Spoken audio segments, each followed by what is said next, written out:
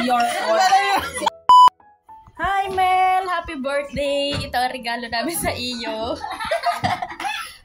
Ang batang-bata si Mel, parang 32 lang.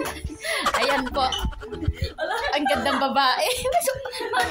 Ba't yung may birthday ang nagluluto? Saan ang makakatulong mo? Papasukin ho natin ang handaan niya. Wow!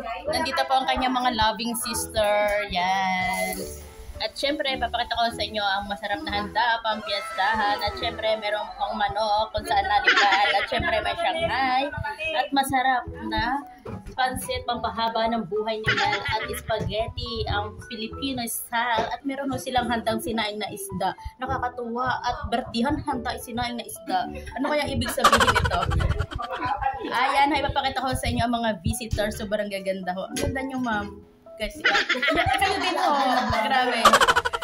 Ay, kayo din ho. Bakit walang pangit? Hi, hello po, sister. Ay, hindi ko po kayo kilala, pero I respect you. Hi, sir. At iyan po ang aking classmate nung high school, si Yuki. Hindi po siya nag-iiba. Ano? Ganda pa rin. So, antay mo na ho. Itututok muna natin ang camera sa my birthday. Happy birthday, Mel.